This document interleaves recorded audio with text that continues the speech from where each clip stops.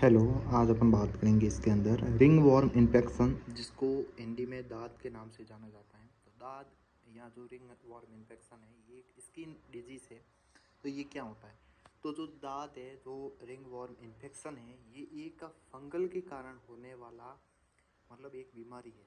तो दाद एक विशेष प्रकार की फंगस के कारण उत्पन्न एक स्किन इन्फ्लामेशन है, जिसकी जो निम्न जो फंगल जातियाँ हैं वो इसकी जिम्मेदार बनती हैं, जैसे माइक्रोस्पोरन, ट्राइकोफिटोन, एपिडर्मोफिटोन। तो ये जातियाँ मुख्य रूप से फंगस इस बीमारी के लिए जिम्मेदार हैं। ये एक तरह का तवसा फंगल इन्फेक्शन है, जिसके 3 प्रकार हो सकते हैं, जैसे जूफिलिक, अर्थ्रोफिलिक और जियोफिलिक। जूफिलिक मतलब एनिमल टू ह्यूमन, एनिमल और ह्यूमन मतलब जो व्यक्तियों का एक जानवरों के संपर्क में आने से भी फंगल हो सकते हैं। यदि किसी जानवर के अंदर फंगल नाम की स्किन डिजीज है, यदि उसके कांटेक्ट में कोई व्यक्ति आता है तो उनसे भी ये दाद है जो उत्पन्न हो सकती है। अर्थोफिलिक, किसी व्यक्ति को दाद हो रखी है और दूसरा व्यक्ति उसके कांटेक्ट में आता है तो उससे भी दाद होने का चांस रहता है, खतरा बढ़ जाता है। जियोफिलिक मतलब सोइल टू के व्यक्ति का संपर्क में आने से भी दाद होने का खतरा रहता है। और इसी तरह जो इन्फेक्शन को अपन टाइनिसिस के नाम से भी जाना जाता है।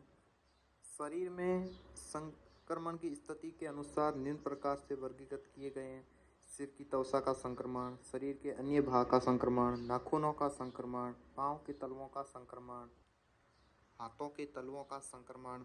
इसका जो दाद होती है, जो रिंग वॉर्म इन्फेक्शन है, इसके होने का मुख्य ईटियोलॉजी का मतलब होता है कि कारण क्या है, पीछे का कारण क्या है। तो उस विशेष प्रकार की जो फंगई आसानी से त्वचा की जो क्रेटिन है उसको क्रेटिन को भेद कर उसके डर्मिस वाले भाग में प्रवेश कर जाते हैं और संक्रमण को धीरे धीरे फैलाते रहते हैं, जब तक इसका पूरा ट्रीटमेंट चालू नहीं होता है।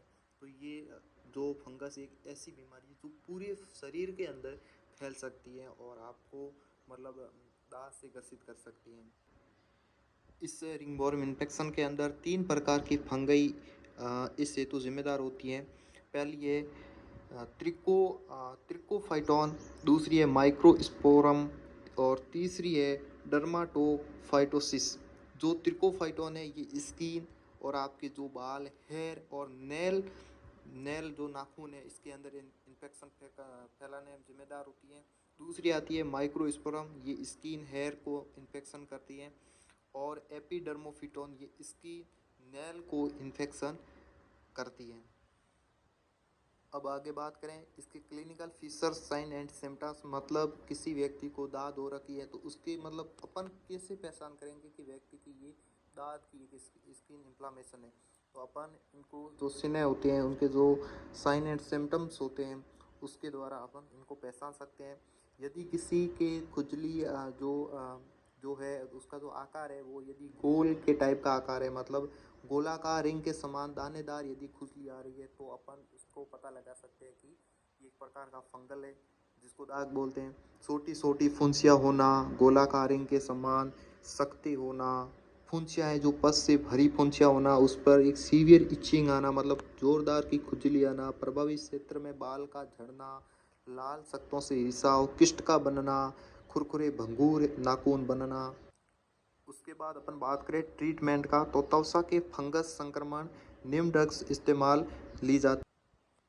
इसमें आता है एंटीसेप्टिक ड्रग्स जैसे माइक्रोनोजोल, मिकोनाजोल, क्लोट्रीमाजोल, कीटोकोनाजोल और ग्रेसियोफुलविन। इस प्रकार की जो एंटीसेप्टिक ड्रग्स होती हैं, जिसको जेली के रूप में आती हैं और जिनको ये फंगल को बढ़ने से रोकती है और फंगल को ख़त्म करती है। ये औषधियाँ मेडिसिन क्रीम के रूप में भी उपलब्ध है। साथ ही अन्य सेकेंडरी इन्फेक्शन को रोकने के लिए एंटीबायोटिक का भी प्रयोग किया जाता है। मानव में फंगस संक्रमण के उपचार हेतु सेलेनियम सल्फेट तथा कीटोकोनाजोल युक्त जो शैम्पू प्रयुक्त की सलाह दी जाती है और इन्हें सप्ताह में 2 बार लगाना जाना चाहिए।